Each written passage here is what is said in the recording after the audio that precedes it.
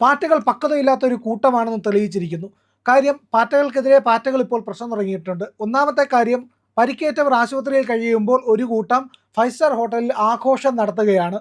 വലിയ പ്രതിഷേധം ഉയരുന്നുണ്ട്. ഇവർക്കിടയിൽ തന്നെ രൂപപ്പെട്ട പ്രതിഷേധം. അപ്പോൾ ഈ പറയുന്ന പാറ്റകൾ പറയുകയാണ് ഇത് ഞങ്ങളുടെ കൂട്ടത്തിലുള്ളവരല്ല എന്നൊക്കെ പറയുന്നു പരിക്കേറ്റവർ. എങ്കിലും ഇവർക്കിടയിൽ ഒരു ഭിന്നത വലിയ രീതിയിൽ ആദ്യം മുതലേ ഉണ്ട്. ഇസ്ലാമിസ്റ്റുകളും സിഖുകാരും തമ്മിലുള്ള ഭിന്നതയുണ്ട്. ഇപ്പോൾ മറ നീക്കി ഇവർക്കിടയിൽ തന്നെ തമ്മിത്തല്ല് തുടങ്ങിയിരിക്കുന്നു എന്നുള്ളതാണ് ഏറ്റവും പ്രധാനപ്പെട്ട കാര്യം. എന്താണ് സാറിൻ്റെ അഭിപ്രായം? എനിക്ക് തോന്നുന്നു ഈ പാർട്ടികൾക്ക് ഒരു കൃത്യമായിട്ടുള്ള ഇതിൻ്റെ പോളിസി അവർ സംബന്ധിച്ചില്ല. അവരെന്തിനു വേണ്ടിയിട്ടാണ് സമരം ചെയ്തത് അത് അവർക്കറിയില്ല. ആർക്കെതിരായിട്ടാണ് സമരം അത് നിശ്ചയമില്ല. ഇപ്പം എനിക്ക് ചെറിയ ഉദാഹരണം പറഞ്ഞാൽ, പാർട്ടികളുടെ സമരം തുടങ്ങിയത് നരേന്ദ്രമോദി രാജിവെക്കണമെന്ന് ആവശ്യപ്പെട്ടുകൊണ്ടാണ്. അത് കേന്ദ്രത്തിൽ ഭരണമാറ്റം ആവശ്യപ്പെട്ടുകൊണ്ടാണ്. കാരണം എന്താ പറയുക, BJP സർക്കാരിനെതിരായിട്ടുള്ള ഒരു വ്യാപകമായിട്ടുള്ള സമരമായിരുന്നു തുടങ്ങിയത്. അത് അവർ അമേരിക്കയിൽ നിന്നും ഓസ്ട്രേലിയയിൽ നിന്നും കുറേ സമയം ആരംഭിച്ചതാണ്. ഈ ആരംഭിച്ചുള്ള സമരത്തിൻ്റെ ഭാഗമായിരുന്നു ഇവിടെ നടന്ന സമരങ്ങളൊക്കെ. അങ്ങനെ തുടങ്ങിയിട്ട് ഇവിടേക്ക് വന്നിരിക്കുന്ന ഇതിൻ്റെ മുഖനായിരിക്കുന്ന നേതാവ് അടക്കമുള്ള ആളുകൾ ഇവർക്കൊരു ജനവിഷയങ്ങളുമായിട്ട് യാതൊരു ബന്ധവുമില്ല. ഇവർ ജനങ്ങളുടെ വിഷയങ്ങളിൽ ഇവർ ഇടപെടുന്നില്ല. ജനങ്ങളുടെ വിഷയങ്ങളെ കുറിച്ചിട്ട് ഇവർ പഠിക്കുന്നില്ല. അതുകൊണ്ട് തന്നെ ഇവിടെ നിരാഹാരം കിടക്കാൻ വരുന്ന ആളുകൾ പോലും ഒന്നാം ദിവസമാണ് ഇവർ അഭിജിത്ത് ദീപ്കെ അയാൾ സമരത്തിന് വന്നു. അയാൾ സമരത്തിന് വന്നിട്ട് അയാൾ എന്താ ചെയ്തത്? അയാൾ ആ സമരത്തിൻ്റെ ജന്തർ മന്ദർ വന്നതിന് ശേഷം അവിടെ കനത്ത ചൂടാണ്, 45 ഡിഗ്രിയാണ് സെൽഷ്യസ് ടെമ്പറേച്ചറാണെന്ന് പറഞ്ഞുകൊണ്ട് സ്വന്തം കാറിൽ കയറിയിരുന്നു AC ഇട്ടിട്ട്. അപ്പോൾ ഇത്തരം ചില നേതാക്കന്മാർ, ഏത് നേതാവാണെങ്കിലും ഏത് പ്രസ്ഥാനമാണെങ്കിലും അതിനകത്തൊക്കെ ഒരു ത്യാഗത്തിൻ്റെ കഥയുണ്ടാവണം, ഒരു ത്യാഗത്തിൻ്റെ ചിത്രം ഉണ്ടായിരിക്കണം. നമുക്ക് നല്ല എക്സാമ്പിൾ പറയാവുന്നത്, ഒരു 10 കൊല്ലത്തിന് മുമ്പായിട്ട് ഇദ്ദേഹം സമരം നടത്തിയിരുന്നു, അണ്ണാ ഹസാരെ നേരിട്ടാണ് സമരത്തിന് വരിക. അണ്ണാ ഹസാരെ വേറെ ആൾ ഡിപ്യൂട്ട് ചെയ്യല്ല. ഇയാൾ പറഞ്ഞ് എനിക്ക് സമരത്തിന് പറ്റൂല, അതുകൊണ്ട് സോണം വാങ്ങിച്ചിനെ കൊണ്ടുവന്ന ആളെ ഇയാൾ. ഇപ്പം ഈ പറയുന്ന പരിപാടിയൊന്നും അണ്ണാ ഹസാരെ ചെയ്തില്ല. അണ്ണാ ഹസാരെ നേരിട്ട് സമരത്തിൽ വന്നു. ആ സമയത്ത് അവിടെ ഒരു കള്ളനാണയം അവിടെ ഉണ്ടായിരുന്നു കേട്ടോ. അന്ന് അണ്ണാ ഹസാരയുടെ പേരിൽ അണ്ണാ ഹസാരെ കൊണ്ട് സമരം നടത്തിച്ച് മുഴുവൻ അവിടെ അതിൻ്റെ ക്രെഡിറ്റ് അടിച്ചെടുത്ത് പിൽക്കാലത്ത് ഡൽഹിയുടെ മുഖ്യമന്ത്രിയായിട്ടുള്ള സ്വന്തമായിട്ടുള്ള ചൂലിൻ്റെ പ്രസ്ഥാനത്തിൻ്റെ നേതാവായി കഴിഞ്ഞ അരവിന്ദ് കെജ്രിവാൾ. ഈ അരവിന്ദ് കെജ്രിവാൾ ഇയാളും ഒരേ ഗണത്തിൽപ്പെട്ട ആളുകളാണ്. ഇവർക്ക് രണ്ടുപേർക്കും ഇവർക്കൊക്കെ വേർപ്പിൻ്റെ അസുഖമുണ്ട്. ഈ വേർപ്പിൻ്റെ അസുഖമുള്ളതിൽ ഇവർ സമരം ചെയ്യില്ല, ഇവർ നിരാഹാരം കിടക്കില്ല. ഇവർക്ക് പ്രത്യേകമായിട്ടുള്ള ചൂടുള്ള കാലാവസ്ഥ ഇവർക്ക് പറ്റില്ല. ഇവർക്ക് AC ഹോട്ടലുകളിൽ താമസിക്കണം, ഇവർക്ക് 5 സ്റ്റാർ ഹോട്ടലുകളിൽ സൗകര്യങ്ങൾ വേണം. അങ്ങനെയുള്ള സൗകര്യങ്ങളൊക്കെ കിട്ടുന്ന ചില ആളുകൾ എന്നുള്ള നിലയ്ക്കാണ് ഈ സമരത്തിന് വാസ്തവത്തിൽ ഈ സമരം വിജയിച്ചോ പരാജയപ്പെട്ടോ എന്നുള്ള വലിയ ചർച്ചാ വിഷയമാണ്. ഒരു താൽക്കാലികമായിട്ട് ഇവർ വിചാരിച്ച പോലെ ധർമ്മേന്ദ്ര പ്രധാൻ രാജിവെച്ചു. എനിക്കൊരിക്കലും ധർമ്മേന്ദ്ര പ്രധാൻ രാജി അത് കൃത്യമായിട്ട് BJPയുടെ ആസൂത്രണമാണ്. കാരണം BJP ഞാൻ മനസ്സിലാക്കിയത് മെയ് മാസത്തിൽ തന്നെ തീരുമാനമെടുത്തിരുന്നു ധർമ്മേന്ദ്ര പ്രധാൻ രാജിവെക്കാൻ വേണ്ടിയിട്ട്. അപ്പോൾ ജൂണിൽ യഥാർത്ഥത്തിൽ രാജിവെക്കേണ്ടതാണ്. ഈ രാജിവെക്കേണ്ട ധർമ്മേന്ദ്ര പ്രധാൻ്റെ പോലും രാജി നീട്ടിവെക്കാനുള്ള പ്രധാനപ്പെട്ട കാരണം ഈ പറയുന്ന പാർട്ടികളുടെ സമരമായിരുന്നു. ഈ പാർട്ടികളുടെ സമരം നിമിത്തമാണ് ധർമ്മേന്ദ്ര പ്രധാൻ അന്ന് രാജിവെക്കാതിരുന്നത്. കാരണം ധർമ്മേന്ദ്ര പ്രധാൻ രാജിവെക്കുന്ന ഒരിക്കലും അഴിമതിയുടെ പേരിലല്ല, മറിച്ചൊരു ധാർമ്മികമായുള്ള മൂല്യങ്ങൾ മുൻനിർത്തിക്കൊണ്ടാണ്. അദ്ദേഹം പറഞ്ഞത് ലാൽ ബഹദൂർ ശാസ്ത്രി ഏത് തരത്തിലാണോ റെയിൽവേയിൽ ആക്സിഡൻ്റ് ഉണ്ടായ സമയത്ത് രാജിവെക്കുന്നത് സമാനമായിട്ടുള്ള രീതിയിലാണ്. കാരണം ധർമ്മേന്ദ്ര പ്രധാൻ നിരവധി വർഷങ്ങളായിട്ട് പാർട്ടിയുടെ പ്രസ്ഥാനത്തിൻ്റെ പ്രവർത്തനം നടത്തി പരിചയമുള്ള ആളാണ്. വിദ്യാർത്ഥി പരിഷത്തിൽ കൂടിയൊക്കെ രംഗത്ത് വന്ന ആളാണ്. അദ്ദേഹത്തിന് അതുകൊണ്ട് ജനങ്ങളുടെയും വിദ്യാർത്ഥികളുടെയും എല്ലാവരുടെയും കൃത്യമായ അവരുടെ ജീവിതചര്യകളെ സംബന്ധിക്കുന്ന കൃത്യമായിട്ട് ധാരണ അദ്ദേഹത്തിനുണ്ട്. ഇതിൻ്റെ വരായികളെ കുറിക്കുന്ന നിശ്ചയമുണ്ട്. ഈ പറയുന്ന അഭിജിത്ത് ദീപ്തയ്ക്ക് എന്താ നിശ്ചയമുള്ളത്? അദ്ദേഹത്തിന് എവിടെയാണ് അയാൾ ഏത് സമരത്തിലായാലും പങ്കെടുത്തിരിക്കുന്നത്, ഏത് വിദ്യാർത്ഥി പ്രസ്ഥാനത്തിലായാലും പ്രവർത്തിച്ചിരിക്കുന്നത്? അയാളോട് അമേരിക്കയിൽ വർക്ക് ചെയ്തിരുന്നു. അമേരിക്കയിൽ വർക്ക് ചെയ്തിട്ടായാലും സോഷ്യൽ മീഡിയയ്ക്ക് കണ്ടുള്ള ഒരു ചിത്രമാണ് അയാൾ ഇവിടെ സംബന്ധിച്ചുള്ളത്. മറിച്ച് ധർമ്മേന്ദ്ര പ്രധാനെ സംബന്ധിച്ച് വിദ്യാഭ്യാസ രംഗത്ത് നൂതനമായിരിക്കുന്ന ചില മാറ്റങ്ങൾ അദ്ദേഹം കൊണ്ടുവന്നിട്ടുണ്ട്. ഈ നൂതനമായിട്ടുള്ള മാറ്റങ്ങളെ ആർക്കും അംഗീകരിക്കാൻ സാധ്യമല്ല. അദ്ദേഹത്തിൻ്റെ NEP ഉണ്ട്, ന്യൂ എഡ്യൂക്കേഷൻ പോളിസി. ആ പോളിസി കൃത്യമായിട്ട് പഠിച്ചിട്ടുണ്ടെങ്കിൽ ഇപ്പോൾ കേരളത്തിൽ തന്നെ പറയുന്നുണ്ടല്ലോ, കേരളത്തിൽ പൊതുവിദ്യാഭ്യാസ വകുപ്പിൻ്റെ ഡയറക്ടറായിരുന്നു ബിജു പ്രഭാകർ. അദ്ദേഹം എഴുതിയിരിക്കുന്ന പുസ്തകമുണ്ട്, നമ്മളെ നാം കൊള്ളയടിക്കുമ്പോൾ എന്ന പുസ്തകത്തിൻ്റെ പേര്.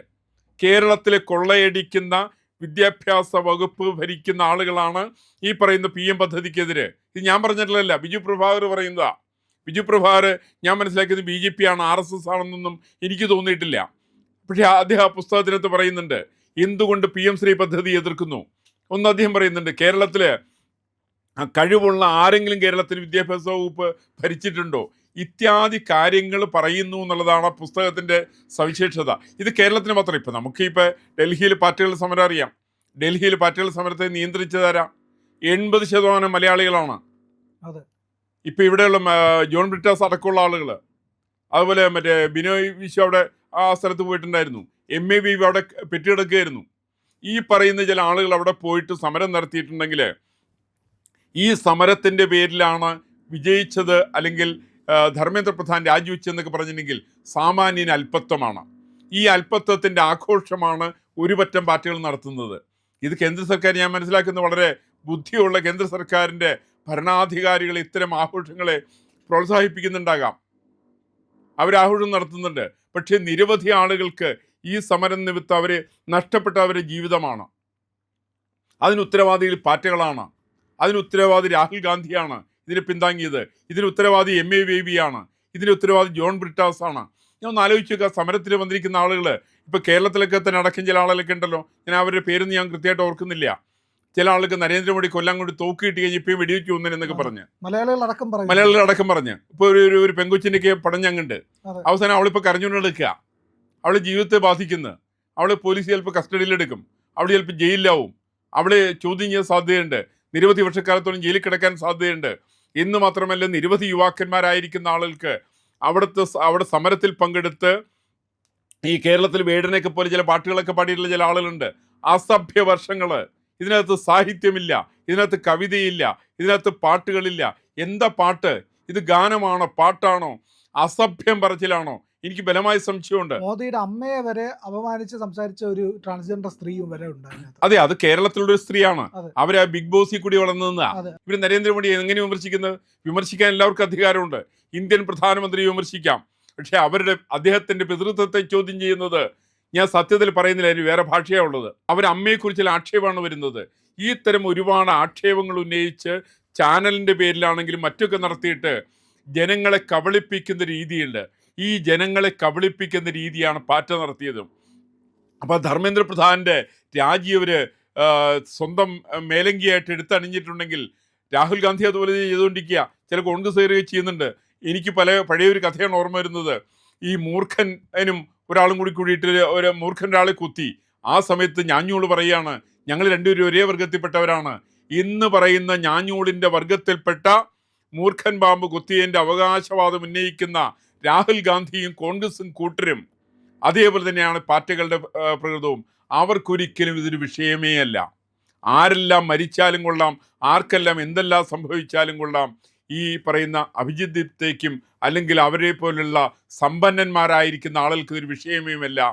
സാധാരണക്കാർ വിദേശത്ത് പോകാൻ സാധ്യമല്ലാതെ, അവന് പഠിക്കാൻ സാധ്യമല്ലാതെ, അവന് സർക്കാർ ജോലികൾ പോലും നിഷിദ്ധമാക്കിക്കൊണ്ട് അവനെയൊക്കെ കേസിൽ പെടുത്തിക്കൊണ്ട് 10,000-കണക്കിന് ആളുകൾ ഭാരതത്തിലൊട്ടാകെ ഇനി വരുന്ന നാളുകളിൽ അവർ ജയിലിലേക്ക് പോകുന്ന സമയത്ത് അവരെക്കുറിച്ച് ചിന്തിക്കാത്ത ഒരു വിഭാഗമായിട്ട് ഈ പറയുന്ന പാർട്ടിയുടെ നേതൃത്വം മാറിയിട്ടുണ്ടെന്നുള്ളത് ഏറ്റവും ദുഃഖകരമായിരിക്കുന്ന വസ്തുതയാണ്. ഇത് ജനാധിപത്യ വിരുദ്ധമായിരിക്കുന്ന ഒരു സംവിധാനമാണ്.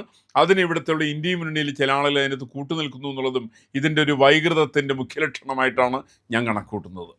പ്രിയമുള്ളവരെ, മറ്റു മാധ്യമങ്ങൾ പറയാത്ത ഏറ്റവും പുതിയ വാർത്തകളും വിശകലനങ്ങളുമായിട്ടാണ് ഇന്ത്യ ലൈവ് നിങ്ങളുടെ മുന്നിലേക്ക് വരുന്നത്.